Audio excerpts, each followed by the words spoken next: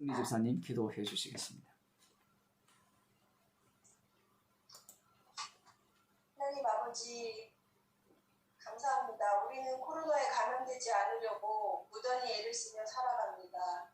이미 코로나에 감염되어도 마땅한 자라는 걸 인정 못한 채 그러나 주님이 이렇게 밝히 드러내 주시니 감사합니다.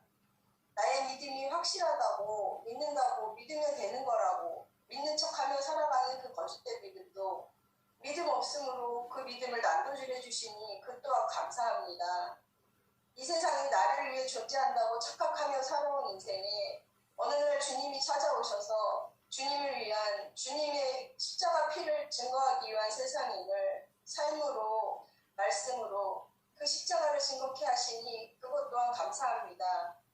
이러한 모든 감사가 나의 감사가 아닌 주님의 것임을 고백하며 주님의 그 십자가 사랑을 날마다 증거하는 인생이 되게 하여 주옵소서.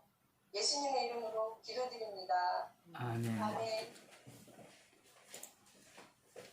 찬송가 새 찬송가 200장, 통일 찬송가 235장입니다.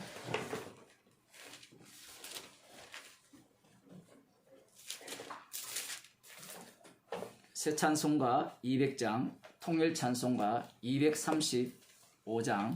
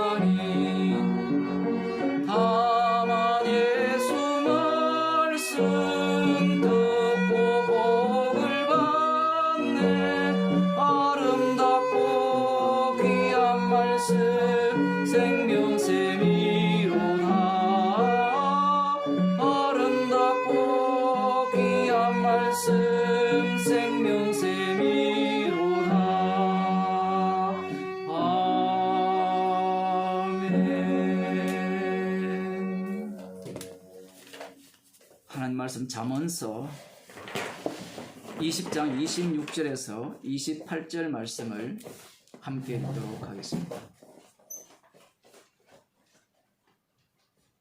잠언 20장 26절에서 28절 말씀입니다.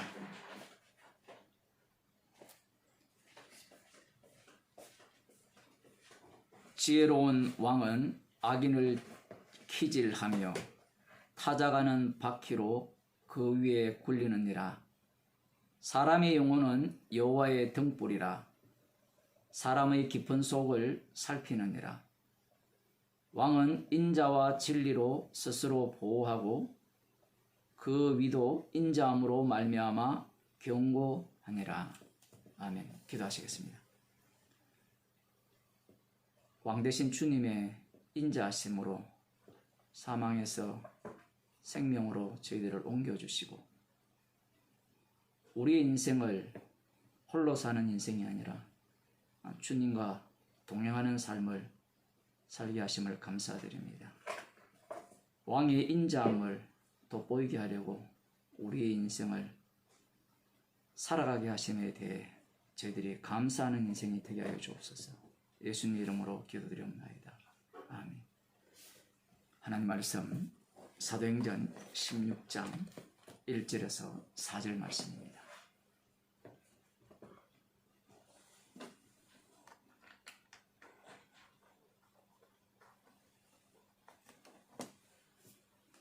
사도행전 16장 1절에서 4절 말씀 함께 읽도록 하겠습니다. 바울이 더베와 루스드라에도 이름에 거기 디모데라 하는 제자가 있으니 그 모친은 믿는 유대여자요 부친은 헬라인이라. 디모데는 루스드라와 이고니온에 있는 형제들에게 칭찬받는 자니 바울이 그를 데리고 떠나고자 할새 그 지경에 있는 유대인을 인하여 그를 데려다가 할례를 행하니 이는 그 사람들이 그의 부친은 헬라인인 줄 다 알미르라. 여러 성으로 다녀갈 때에 예루살렘에 있는 사도와 장로들의 작정한 규례를 저희에게 추어 지키게 하니 이에 여러 교회가 믿음이 더 굳어지고 수가 날마다 더하니라. 아멘. 안디옥에서 바울이 바나바에게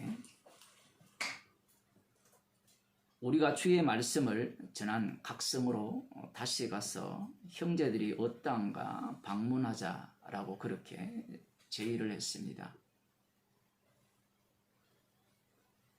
그렇게 제의를 했을 때 바나바가 마가도 데리고 가자 이렇게 이야기를 했고 그 일로 인하여서 이 바나바와 바울은 심히 다투고 갈랐었죠.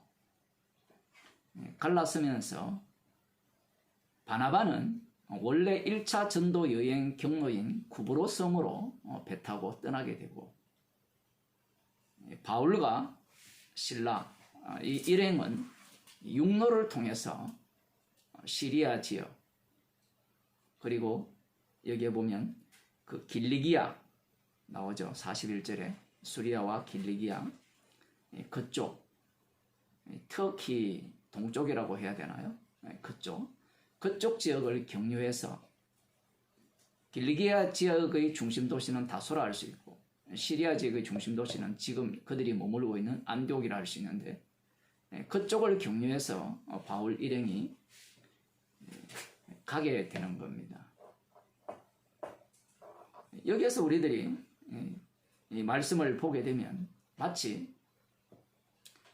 바울과 이 바나바의 계획대로 하나님께서 인도해 주시는 것 같지만 그들이 계획을 잡았지만 출발부터 삐걱거리죠. 우리가 보기에는 무난하게 2차 전도 여행을 떠났다라고 이렇게 보일지 모르지만 전혀 그렇지 않다라는 사실이 성경을 통해서 말씀하고 있습니다. 얼핏 보면 1차 전도 여행 때 들렸던 곳을 들리는 것은 맞아요. 그런데 출발부터 그들의 계획대로 되지 않죠. 이것은 무엇을 말씀하시는가라고 할 때는 하나님께서 일을 하실 때 주님의 뜻대로 하시지 사람의 뜻대로 안 한다는 겁니다. 그 잠언서 16장 9절에 보면 사람이 마음으로 자기의 길을 계획할지라도 그 길을 인도하시는 분은 여호와시라. 유명한 말씀이죠.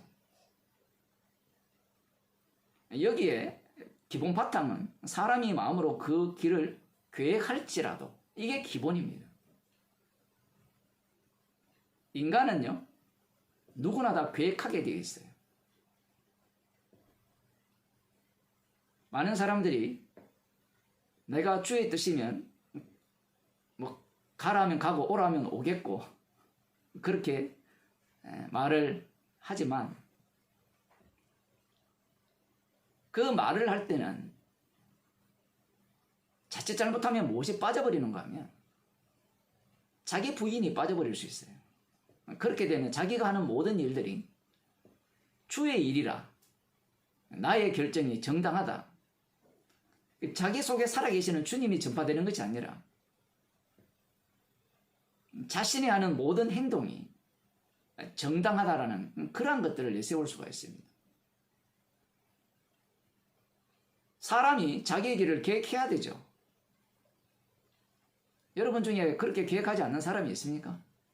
복음을 알기 전에는 그렇게 계획했는데 이제는 복음을 아니까 주의 뜻이면 가기도 하고 오라 하면 오겠습니다. 우리가 뭐 들어주신 것은 많잖아요. 그런데 과연 그렇게 하고 있나요? 그렇지 않잖아요. 더 중요한 것은 주께서 가라는 게 뭔지도 잘 모르잖아. 우리는 주께서 가라는 길이 안다라고 하지만 주님은 가게 하셔놓고 그 차후에 이것이 주께서 가라 하신 길이었고 가라 하신 길 이전에 내가 그 길을 선택했고 그런 것들을 이렇게 발각당하는 겁니다. 우리 오늘 정 집사님이 기도하신 것처럼.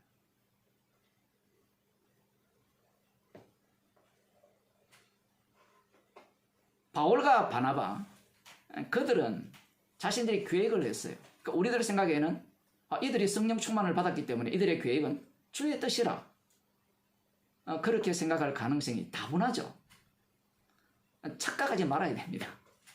우리가 복음을 알기 때문에 우리의 결정이 주의 뜻이다. 주의 뜻은 맞긴 맞아요. 주의 뜻은 반드시 이 십자가와 만나게 되어 있거든요. 그것이 주의 뜻입니다.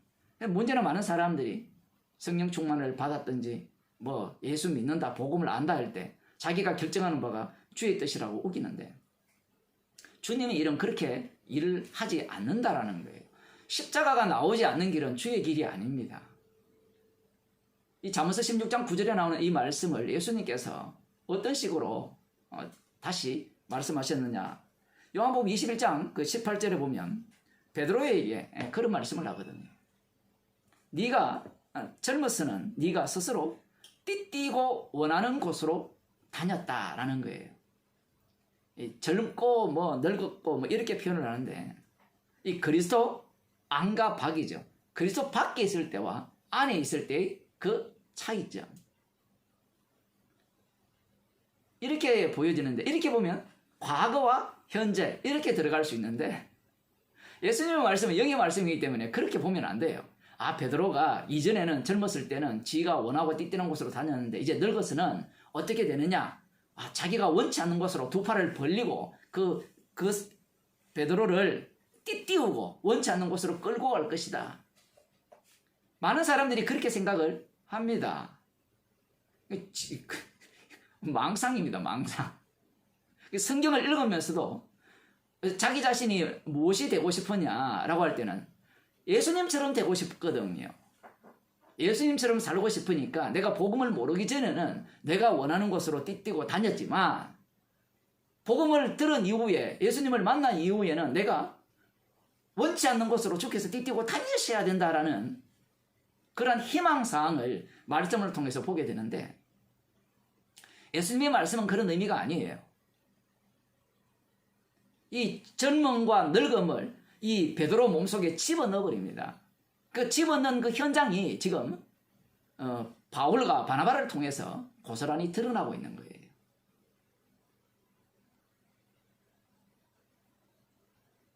만일에 방금 전에 말씀드린 그런 식으로 말씀을 해석하게 되면 그 앞부분에 젊어서는 네가 띠띠고 다니까 그걸 잘라버려야 돼요. 성경 찢어버릴 게 너무 많거든요. 그 구원파들이나 뭐 보면 뭐 언약을 안다는 그 인간들을 보면 성경 찢어야 될 게 한두 개 아니에요. 취미생활이기 때문에. 말씀이 살아계시는데 자기가 언약을 안다고 구원이 돼요? 이 세상은 창세전 언약대로 되어집니다. 그 되어지는 게 어땠어? 그게 자기한테 구원이 돼요? 그걸 안 믿으니까 나 구원 얻었다.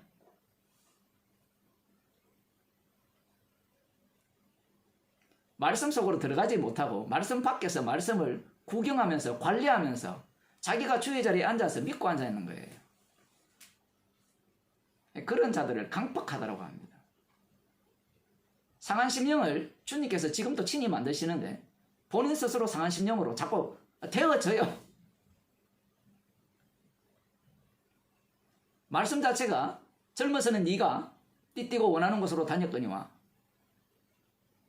늙어서는 두 팔을 벌려서 남이 네가 원치 않는 곳으로 띠띠우고 갈 것이라는 이 예수님의 말씀. 이 말씀 속에 지금 바울과 바나바가 사로잡혀 있고 그 안디옥 교회 성도들이 이 장면을 목격하는 겁니다. 그래서 오늘 본문에 보면 바울이 더베와 루스드라에도 이름에 마치 계획대로 그들이 생각한 바대로 지금 가고 있는 듯한 그런 느낌을 받고 있지만 분명히 1차 전도 여행 때 이 더베와 루스드라에 가서 복음을 전했죠. 분명하지만 이러한 어떤 굴절들, 굴곡들이 이 말씀 속에 담겨 있는 겁니다. 그러면서 주님께서는 우리의 계획과 뜻을 꺾으시면서 십자가의 피 공로만이 이들을 통해서 드러나도록 주께서 관리하시는 거예요. 환경도 그렇게 조성하시고요. 지금 바울이 더베와 루스드라에도 도착했죠. 이 더베와 루스드라 우리가 사도행전 그 13장을 통해서 살펴보았잖아요. 그 비시디아 안도에게서 쫓겨나서 돌로 치려고 했으니까 그렇게 하려니까 그 루스드라에 가서 복음을 전하잖아요. 복음을 전하니까 어떤 일이 발생합니까? 복음을 전하니까 어떤 사람을 만났어요. 그 14장에 보면 루스드라에 발을 서지 못하는 한 사람을 만났는데 그를 구원하는 그런 사건을 그들이 직면하게 되었고 그 일로 인하여서 바울과 바나바를 이 바나바는 제우스 신이라 하고 바울을 헤르메스 신이라 이렇게 숨기려고 했죠. 그것을 겨우 막았는데 문제는 유대인들이 안디옥과 이고니온에서 와서 그들을 충동시키죠. 그래서 바울을 돌로 쳐 죽여버립니다. 그들은 죽은 줄 알았어요. 당연히 죽은 줄 알았는데 주님이 죽게 하지 않아서 깨어나서 다시 루스드라 성에 들어갔다가 이고니온과 안디옥으로 돌아간 그 과정이 여기에 기록되어 있습니다. 그런데 그 21절에 보면 20절에 보면 제자들이 둘러섰을 때 바울이 일어나 14장 20절입니다. 성에 들어갔다가 이튿날 바나바와 함께 더베로 가서 복음을 그 성에서 전하여 많은 사람을 제자로 삼고 루스드라와 이고니온과 안디옥으로 돌아갔다. 이렇게 기록되어 있죠. 그 루스드라와 더베는 루가오니아의 두 성이라 이렇게 말씀되어 있거든요. 성이 붙어있던 모양입니다. 루가오니아의 두 성. 여기에 보면 루스드라에서는 발을 서지 못하는 사람을 구원한 일, 요 사건 하나만 기록되어 있고 더베에서는 많은 그 복음을 전하여 많은 사람을 제자로 삼았다. 이렇게 기록되어 있어요. 그러면 루스드라에는 그 한 사람뿐이었는가? 지금 이 1차 전도 여행 이후에 거의 1년 정도, 어떤 사람은 2년 정도 지났다라고 하는데 그 1년 정도가 경과하고 짧게는 한 10달 정도 이렇게도 볼 수 있고 성경에는 그런 내용이 정확히는 나오지 않아요. 어쨌든 1년에서 2년 사이 그 기간이 지난 상태에서 이 바울이 이곳을 다시 방문하게 된 겁니다. 방문하게 되었을 때 가장 먼저 어떤 이름이 등장하느냐? 디모데라 하는 이름을 등장시킵니다. 디모데의 이름을 등장시키는 이유는 누가가 이 이름을 등장시키는 이유가 뭘까요? 나중에 이 사도 바울의 아들이 되고 복음 전하는 일에 혁혁한 공을 세우기 때문에 등장시킨다. 그렇게도 뭐 말을 해도 괜찮은데 그건 약간 그 표면적인 내용이에요. 디모데를 여기에 앞장 세우는 이유가 있습니다. 여기에 보면 디모데라는 제자가 있으니 분명히 우리가 사도행전 14장에 보면 많은 사람을 제자로 삼았다라고 기록되어 있죠. 그런데 거기에 이름이 디모데는 나오지 않습니다. 뿐만 아니라 디모데의 그 어머니와 할머니가 그 디모데 전서 1장을 한번 봅시다. 디모데전서 1장 5절에 보면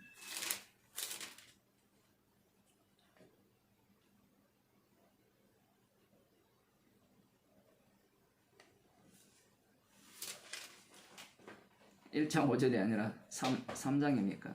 네. 거기에 보면 이 디모데의 어머니와 그 할머니의 이름이 나오거든요. 그 어머니와 죄송합니다. 후서입니다. 후서 1장 5절. 이는 네 속에 거짓이 없는 믿음을 생각함이라. 이 믿음은 먼저 네 외조모 로이스와 네 어머니 유니게 속에 있더니 네 속에도 있는 줄을 확신하노라. 지금 여기에 보면 외조모 로이스와 네 어머니 유니게 이렇게 기록되어 있어요. 그러니까 할머니와 어머니의 이름이 나오거든요. 그런데 사도행전 14장에는 이 이름이 나오지 않고요. 그리고 디모데 후서에서 이 이름이 기록되어 있는데 디모데 후서는 지금 이 기간과 그 1차 전도 여행의 그 기간, 그 2차 전도 여행이죠. 이 기간과 거의 한 15년 정도 차이가 나요. 15년 정도 차이가 나는데 어찌되었든지 사도 바울이 이 더베와 루스드라, 이 더베라는 지역이니까 그곳에서 복음을 전했을 때 많은 사람이 제자가 되었고 그들 중 이 디모데의 어머니와 할머니가 있었을 것이라는 추측을 할 수 있습니다. 이 할머니와 어머니의 이 이름 그리고 이 디모데의 아버지가 헬라인이라고 지금 성경에 기록되어 있거든요. 이런 내용들이 지금 이 본문에서 도대체 무엇을 말씀하고자 하느냐 이 얘기입니다. 우리가 보기에는 그냥 평범하게 디모데가 있었고 그 부친은 헬라인이고 이 바울이 이 디모데를 데리고 복음을 전하려고 떠나려고 할 때 그 지경에 헬라인들이 많으니까 그들로 인하여서 할례를 행했다. 뭐 이 내용이 끝이잖아요. 이 내용이 끝인데 우리가 볼 때는 보통 교회에서는 이렇게 이야기하죠. 뭐 주석이나 목사들 설교를 들어보면 디모데는 정말 어머니와 할머니를 잘 만나서 교육을 어릴 때부터 잘 받아가지고 믿음의 가정에서 자라가지고 훌륭한 주님의 일꾼이 되었다. 여러분들도 그 자녀를 잘 교육하여서 훌륭한 주님의 일꾼이 되도록 하세요. 뭐 이런 식의 설교. 그런 식의 설교가 대다수죠. 이게 첫 번째 설교고 또 하나는 디모데를 할례를 행한 이유는 그 지경에 헬라인 때문에 했기 때문에 유대인들 때문에 할례를 행했기 때문에 복음을 전할 때 어떤 걸림돌을 제거하기 위해서 할례를 행했다. 뭐 이런 이야기를 해요. 다 엉터리입니다. 지금까지 여러분이 들어왔던 설교가 다 엉터리예요. 왜 엉터리가 되느냐? 예수님이 말씀하신 것과 안 맞아요. 지난 시간에도 그런 말씀 드렸습니다만 할례를 행해서가 걸림돌을 제거한다는 자체가 말이 안 되잖아요. 십자가 자체가 걸림돌이에요.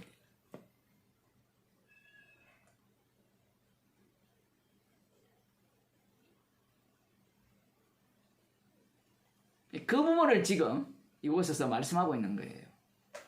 그래서 여기에 보면 그 모친은 믿는 유대 여자요 이렇게 기록되어 있죠. 벌써 1차 전도 여행 때 복음을 전했고 이미 이 믿는다는 것은 유대교가 아니고 예수 그리스도를 주로 믿는 유대인 여자라는 겁니다. 그 유대인 여자이기 때문에 이 유대인 여자 그 아버지는 헬라인이라 이렇게 기록되어 있는데 이 당시에는 모계사회라 이렇게 이야기를 해요. 흔히. 그래서 어머니가 유대인이면 아들도 유대인이다. 이 말까지 되게 중요한 말입니다. 왜 중요한가 하면 할례 때문에 그래요. 이 할례 때문에 그런데 이 어떤 조건들과 무엇이 연결되어 있냐 했을 때는 십자가와 연결되어 있어요. 이 유대인 여자인데 이 유대인 여자가 헬라인 남자와 결혼을 했어요. 유대인 여자라면 그 어머니도 유대인이죠. 그러면 유대의 교육을 받았을 거 아니에요. 율법에 대한 교육을 받았고 할례 언약이 영원한 언약이라는 교육을 받았을 거란 말이에요. 나중에 디모데후서에 가면 그 3장에 가면 어떤 내용이 나오는가 하면 그 어려서부터 성경을 배웠나니 디모데에게 그렇게 이야기를 해요. 3장 15절을 보면 이런 말씀이 나옵니다.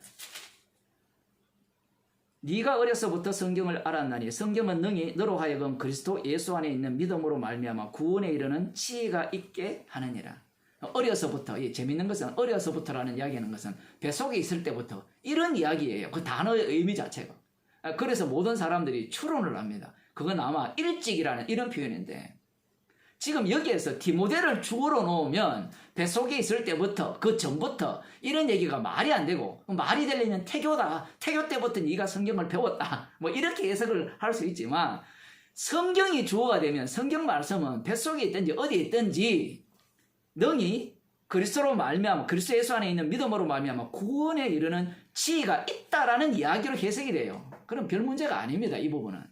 그런데 지금 그 내용과 함께 이 디모데가 유대인의 아들로 어머니 유대인을 둔 그 아들로서 어릴 때부터 성경 얘기를 들었을 거란 말이에요. 그것도 지금 들어가고 있는 겁니다. 문제는 이 디모데의 어머니가 헬라인과 결혼을 해서 아들을 낳았는데 할례를 행했습니까? 안 했습니까? 안 했죠. 난지 며칠만 해야 돼요. 8일 만에 행해야 되는데 할례를 행하지 않았던 겁니다. 지금 이때쯤 뭐 디모데가 뭐 15, 16, 17쯤 된다 이렇게 표현하는데 그러면 여기에서 질문을 할 수 있죠. 왜 디모데의 어머니가 할례를 행치 않았는가? 할례라는 것은 영원한 언약이거든요. 그 할례를 행치 않는 자는 하나님의 백성에서 끊어집니다. 우리들이야 별거 아니다 이렇게 생각할지 모르지만 그 주변에도 유대인들이 있거든요. 그리고 이들은 그 교육을 메시아 왕국을 기다리는 교육을 다 받아온 거예요. 우리가 옛날에 복음이 없을 때는 제사 지내는 그 교육을 몸에 배이듯이 받아왔듯이 그게 기본입니다. 그런데 이 유대인 디모데의 어머니인 유대인 어머니가 아들을 낳았는데 할례를 행치 않았어요. 할례를 행치 않는다는 것은 이스라엘 백성에게 끊어져도 좋다라는 겁니다. 맞죠? 그게 구약에 나오는 할례 언약의 의미죠. 그러면 언제 그러한 마음을 먹을 수 있을까요? 할례 행하지 않아도 좋아 우리 아들이. 우리 아들이 할례를 행하지 않는 것은 누가 안 한 거예요? 부모가 안 한 거거든요. 난지 8일 만에 자기가 자신을 할례할 수 없잖아요. 이 할례 언약이라는 게 이렇게 돼 있단 말이에요. 그래서 첫 번째 할례 언약을 받은 자는 이삭이에요. 물론 그전에는 아브라함과 이스마엘이 받았지만 그건 이 이삭의 할례 언약 속에 다 역전되어서 포함되는 내용입니다. 자, 그러면 이 엄마가 할례 언약을 이 디모데에게 하지 않았다는 것은 하나님의 백성에게서 끊어져도 좋다라는 겁니다. 끊어져도 좋다는 것은 무엇이 더 좋다라는 거예요? 헬라인 남편이 더 좋다라는 얘기입니다. 지금.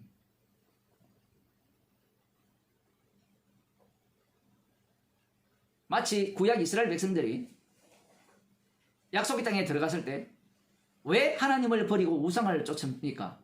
우상이 주는 그 혜택이 여호와 하나님을 믿고 주어지는 혜택보다 더 크기 때문이죠. 자기들의 욕망을 우상이 더 잘 채워주잖아요. 그래서 이 디모데의 어머니가 아들에게 할례를 행치 않았던 겁니다. 할례를 행치 않았지만 성경은 가르쳤다라고 볼 수 있죠. 뭐 그거야 뭐 우리들도 마찬가지잖아요. 예수 믿는다고 하지만 성경은 읽으면서도 뭐 딴짓 하는 거 마찬가지잖아요. 딴 생각을 하고. 그래서 지금 이 디모데 어머니가 할례를 행치 않았다는 것은 남편인 헬라인, 이 헬라인이 남편의 어떤 가진 권세라든가 안 그러면 그가 가진 어떤 영향력이라든가 거기에 완전 먹힘을 당한 거예요. 아무리 유대 사회가 모계 사회라 하더라도 지금 그 모계 사회를 완전히 어떻게 해버린 겁니까? 날려버린 거잖아요. 자기가 중심이라면, 엄마가 중심이라면 자기가 낳은 아들에 대해서는 유대인으로 만들어야 되죠. 그게 그들 사이의 법이라면 만들어야 되는데 그 당연한 법조차도 깨어버리면서 할례를 행치 않았다라는 것은 헬라인 남편의 영향력이 그만큼 강했다라고 볼 수 있고, 동시에 이 디모데의 어머니는 그 세계가 더 좋았다라고 말하는 겁니다. 구약적으로 표현하면 할례 언약을 날려버린 거예요. 그러면 이스라엘 백성에서 끊어져 버린 겁니다. 그 정도로 이 헬라인 남편의 영향력 속에 살아간 이 엄마가 바로 디모데의 어머니예요. 이게 뭐냐 이거죠. 이게 이 배경을 우리가 깔아놓지 않으면요, 뒷부분에 유대 그 주기경에 있는 유대인으로 인하여서 할례를 행했다라는 이 의미가 이상하게 해석되는 거예요. 아까 제가 말씀드린 오늘날 흔히 말하는 그런 해석들, 복음을 전하는데 걸림돌이 되지 않도록 하기 위해서 할례를 행했다, 이런 식의 해석이 나오는 거예요. 제가 지난 시간에도 말씀드렸지만 예수님께서 걸림돌을 만들었어요, 제거했어요? 만들었죠. 바리새인과 서기관들은 말씀대로 사는 자들이잖아요. 그들을 앞에 누구와 먹고 마십니까? 창기와 세리와 먹고 마셔버리죠. 그들에게 복음을 전하려면 그렇게 하지 않아야 되죠. 오히려 그들과 함께 먹고 마시면서 걸림돌 없도록 하나님께서 보내신 율법대로 보낸 그 메시아라는 것을 그들에게 자연스럽게 접근하도록 해야 되잖아요. 근데 예수님은 이쪽에서는 이쪽 걸림돌, 저쪽에서는 저쪽 걸림돌.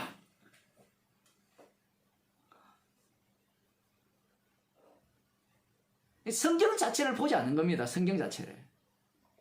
관심 자체가 없는 거예요. 그래서 사복음서를 읽고 난 뒤에 사도행전을 읽으면서 다시 어디로 리셋이 되는 거 하면 원래 육으로 리셋이 돼요. 그러니까 사복음서를 읽은 내용 전체가 뭐가 되는가 하면 하나의 지식이 된 거예요.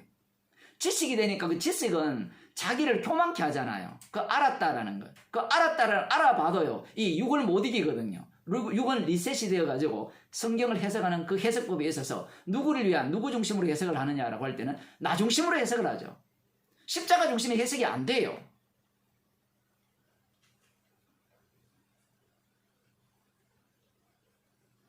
어머니가 그러한 태도를 가졌고요. 그 다음 이제 이 외조모로 이렇게 나오는데, 디모데후서 3장 그 1장에 보면 왜 외조모라 했느냐? 그건 몰라요. 그 성경에는 친할머니인지 아니면 친할머니 하면 좀 이상하지만 어쨌든 이 어머니의 어머니인지 안 그러면 아버지의 어머니인지 이건 명확하지 않습니다. 이거 명확하지 않는 것이 더 좋아요. 성경을 볼 때. 뭐 외조모라 해도 되고 그냥 조모라 해도 돼요. 조모면 이 어머니는 헬라인이죠. 만일에 외조모가 되면 이 여인은 유대인이 되죠. 그러면 유대인의 할머니니까 그 할머니조차 할례 언약 속에서 날아가 버리죠. 할례 언약 필요 없다 이 얘기입니다. 그러면 반대로 이게 이분이 할머니가 그냥 조모면 어떻게 되느냐? 조모일 경우에는 할례를 행할 때, 이 디모데가 할례를 행할 때 그에게 미쳐지는 그 영향력이 어떠한가? 그것을 볼 필요가 있는 겁니다.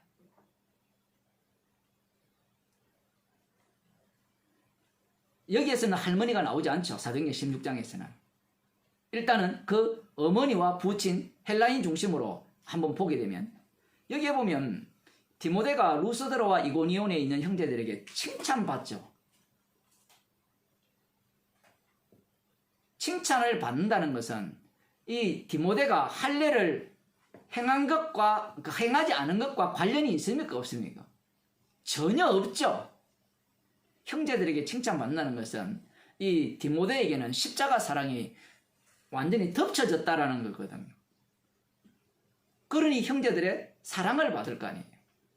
나이는 비록 어리지만 뭐 저희 딸 정도 나이가 되거든요. 요즘은 뭐 17살, 16살 되면 완전 유치원 애들이잖아요. 30 넘어도 유치원 애거든요. 옛날 같으면 20 넘으면 지 아프면 지가 다 하잖아요. 권사님 맞죠? 요즘은 40 넘어도 다 해줘야 되잖아요. 그건 뭐 별로 중요하지 않는데 지금 그것도 문제가 많아요. 여기에 보면 지금 이 부모, 엄마가 유대인이고 아버지는 헬라인인데 디모데는 형제들로부터 칭찬을 받아요. 그러면 이 디모데는 헬라인 쪽에 속했습니까? 아니면 유대인 쪽에 속했습니까?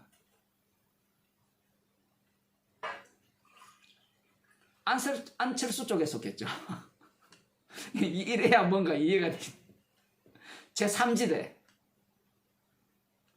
이 형제들은 유대인도 아니고 헬라인도 아니고요. 그리스도인입니다. 하나님 나라 소속이에요. 예수 그리스도께서 만드신 그 아들의 나라 소속이 이들이에요. 이들로부터 칭찬을 받는다는 겁니다.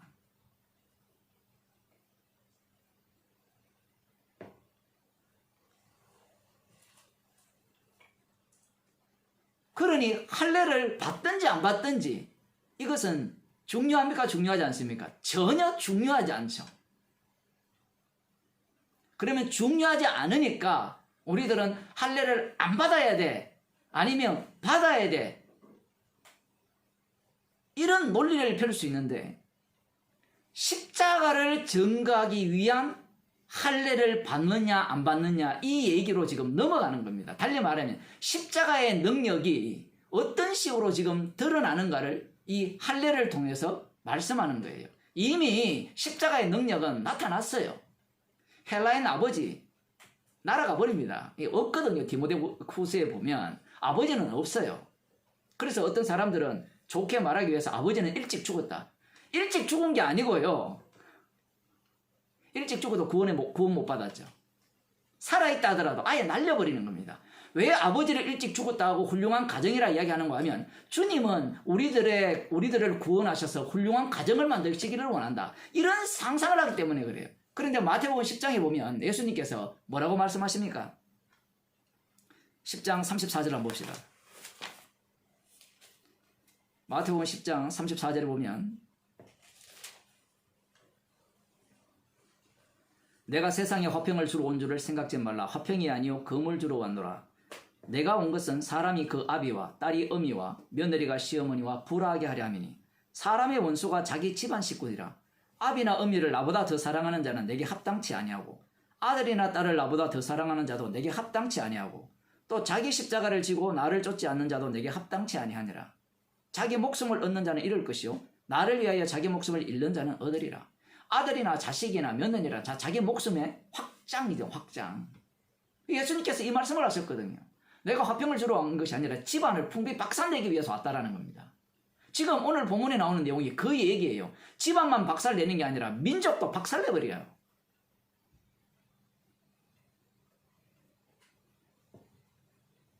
유대 민족이 되었든 헬라 민족이 되었든 완전히 박살나버립니다. 그것은 한 가정을 통해서 보여주는 거예요.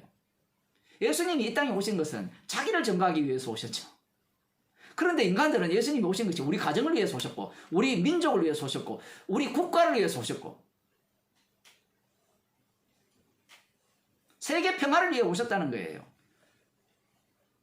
왜 우크라이나를 러시아가 침공합니까? 주께서 그렇게 하셨어요. 백날 준비한다고 그 침공 안 할까요? 주님이 그 마음을 붙들고 있는데 뭐 대선 후보가 나와가지고 미리 준비 잘했으면 안 당했지. 아니야 강력한 무기를 이렇게 소유하고 있었으면 안 당했지. 지나고 난 이야기 누가 못해요. 인간은 앞날을 예견 못해요. 왜냐하면 모든 일들이 주께서 하시는 일이기 때문에 그래요. 지금 오늘 본문 말씀을 통하여서 주님께서는 민족을 완전히 깨어버리고 가정도 박살내버립니다.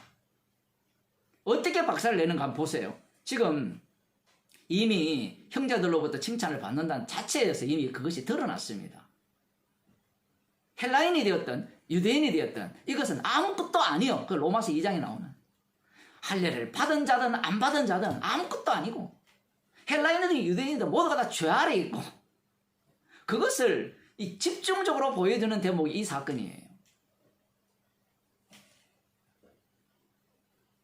바울이 그를 데리고 떠나고자 할 때 그 지경에 있는 유대인을 인하여 그를 데려다가 할례를 행하니 이는 그 사람들이 그에 붙이는 헬라인인 줄 다 알미리라. 유대인들이 그의 아버지는 헬라인이라는 것을 다 알아요. 왜 다 알까요? 특이하잖아요. 웬만한 유대인들은 여자들은 헬라인과 결혼하면 결혼하더라도 아들을 할례를 한 것이 아마 그 상황 속에서는 지극히 정상이었을 겁니다. 지금 디모데를 아는 사람이잖아요. 그 지경에 전도하는 곳을 이야기하는 게 아니라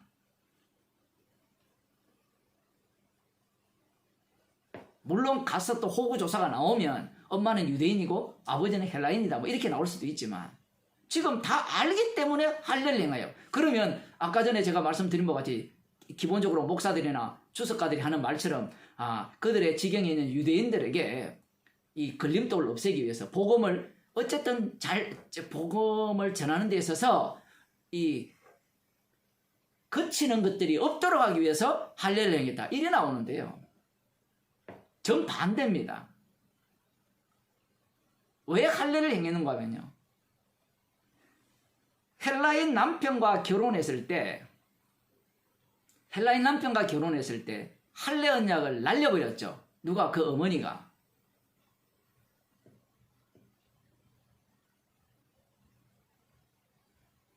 그런데 지금 복음을 듣고 예수 그리스도를 주로 믿는 이 디모데가 할례를 행해버립니다. 할례를 행하면 무엇이 날아가요? 헬라인 아버지가 날아가 버리죠.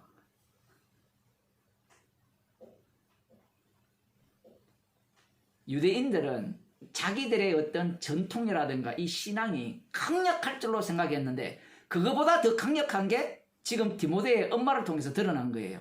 헬라인 아버지. 더 강력한 겁니다. 그런데 헬라인 아버지 밑에서 할례를 안 행했는데 이 복음을 들은 이후에 사도 바울이 그들로 인하여서 유대인들로 인하여서 할례를 행해버려요. 이러면 무엇이 또 날아가요? 헬라인 아버지를 중심으로 그 형성되어 있는 주위 환경들, 그 세력들을 완전히 단숨에 날려버리는 겁니다. 이거 아무것도 아니라는 이야기예요.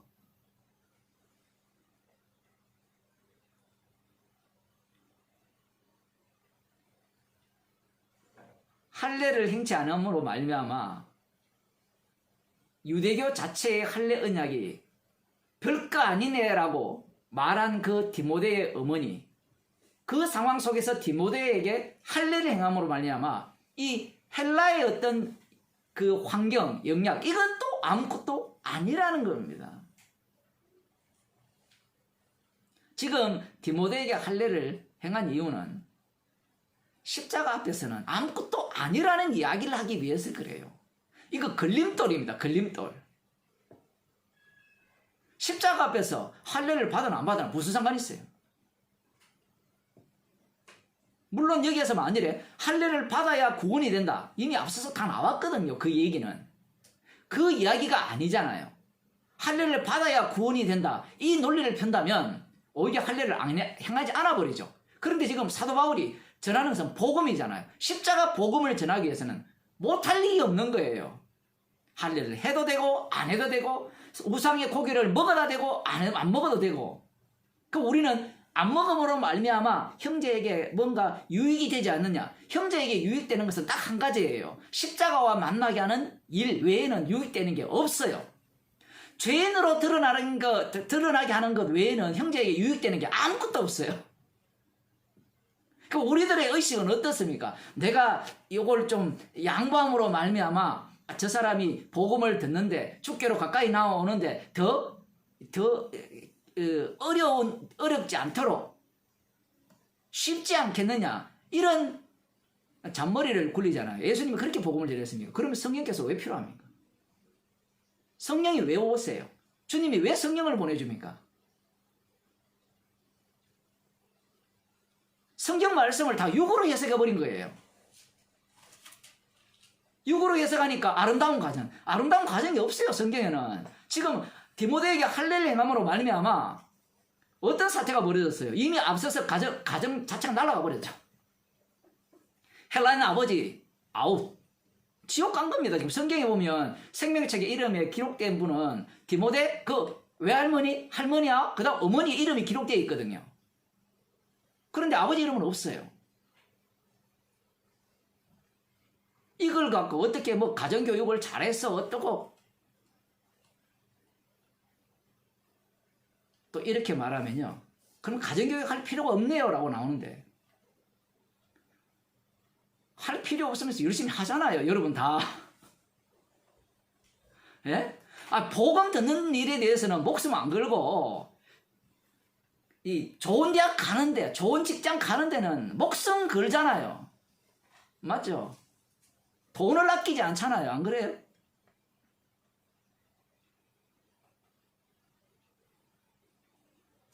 사람들이 이런 생각을 하거든요. 구원은 주님이 하시니까 우리 자녀의 구원은 내가 관여할 바 아니다. 그러면 구원만 주님이 관여합니까? 전 인생을 다 관여합니까? 온 우주 만물을 주께서 관여합니까? 다 관여하죠. 그러면 자녀들을 내버려 두세요. 돈도 주지 말고 그 집에서 아프다고 지금 권사님 고생하시는데 그렇게도 하지 말고 다 내버려 두세요. 주님이 다 하시는데 왜 해줍니까? 이 정도 믿음이 있어야 안 돼요? 그러니까 우리는 야비한 거예요. 뭐가 야비하냐를 할 때는 지가 희생해야 되는 거는 하기 싫고 자기한테 이익이 된다고 싶은 것은 다 헌신하는 거예요. 복음을 안다는 사람들이 하는 행태가 딱 그런 행태예요. 그들에게 뭘 가르쳐야 됩니까? 성경에서는 성경을 가르쳐야 되죠. 생명을 가르쳐야 될 거 아닙니까? 생명은 중요하지 않아. 중요하긴 한데 그건 주님이 구원해줘야 돼. 그때 선택론이 들어오죠. 선택론이 들어오고 나머지는 다 지 선택론을 다 집어넣어요. 자기가 주의 자리에 앉아 있어요. 죄인이 될 마음은 전혀 없는 겁니다. 오늘날 교회가 왜 젊은 사람들이 떠나갑니까? 부모들이 뭘 보여줘요? 구원론에 미쳐있고 축복론에 미쳐있는 것도 있지만 이 예정론을 주장하는 그런 교회에서는 다 예정이 되어 있으니까 자기가 할 수 있는 게 없어요. 할 수 있는 게 없다놓고 얼마나 많이 합니까? 지금은 40, 50 넘어도 다 돌봐주잖아요. 왜 복음에 대해서는 그렇게 열심을 안 냅니까? 열심을 내야 네가 계획하고 막 해야 그 길을 인도하시는 분이 여호와의 뭐 증거될 건데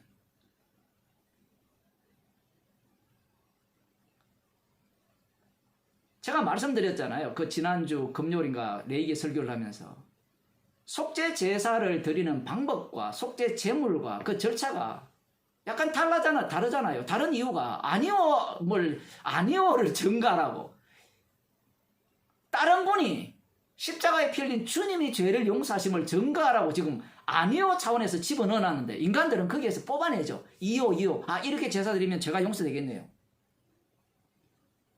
성경을 읽으면서도 마찬가지죠.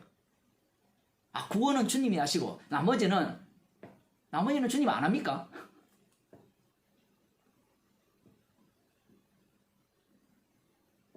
그거는 아까 이야기한 것과 다르지 않습니까? 제가 뭐 가정의 화목한 가정, 행복한 가정을 위해서 지금 말씀드리는 거예요. 죄가 닿은 곳에 은혜가 넘치는데 십자가 복음이 나와야 되는데 우리는 말로는 복음에 관심 있다고 하지만 그렇지 않다라는 거예요.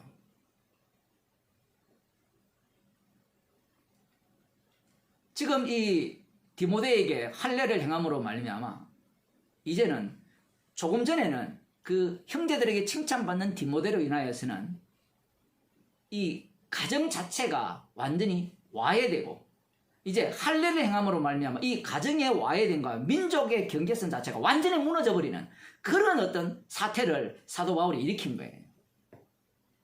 육에 속한 자들은 그렇게 안 보입니다. 이 본문이. 로마서에 나오는 그 2장은 뭐 할래나 뭐 할래나 아무것도 아니요. 그건 그 얘기고 이건 그런 이야기가 아니라 이렇게 사람들이 해석을 하는데 지금 그 내용을 다 포함하고 있어요.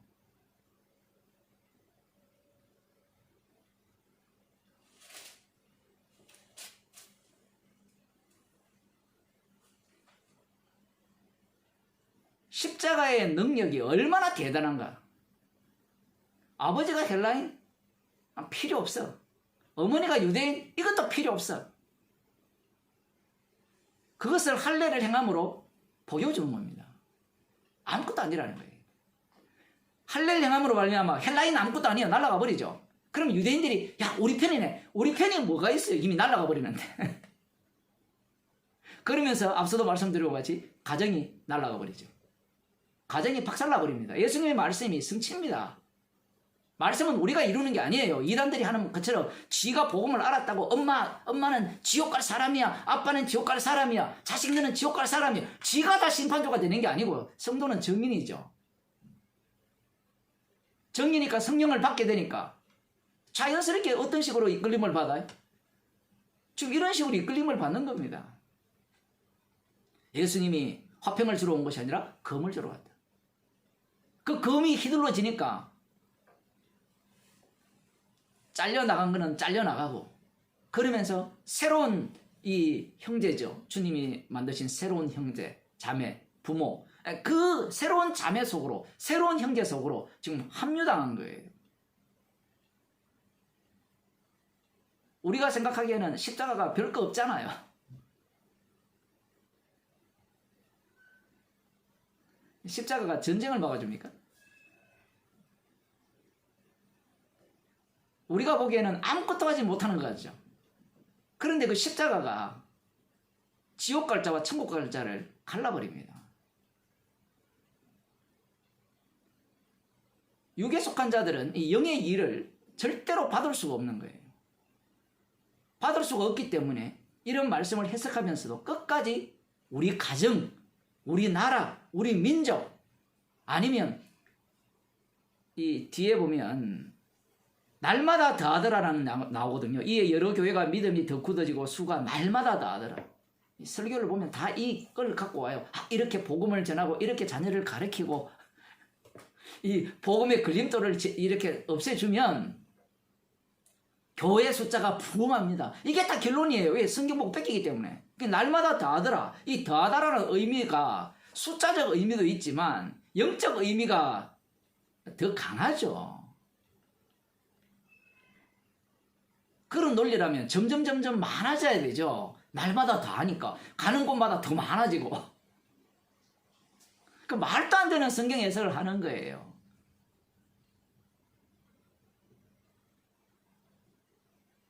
예수님께서 십자가에서 다 이루신 일이 이들을 통해서 지금 드러나는 겁니다. 우리가 보기에는 이 본문이 마치 그냥 흘러가는 그런 과정 속에 있는 것 같지만 여기에 들어가 보게 되면 이 십자가의 능력이 가정을 깨고 유대교를 완전히 박살내버리고 이 헬라인도 박살내버리고 완전 새로운 피조물의 세계 주님의 만드신 그 나라가 지금 여기에서 돋보이게 되는 거예요. 그래서 뒤에 보면 이에 여러 교회가 믿음이 더 굳어지고 수가 날마다 더하니라 이렇게 나오잖아요.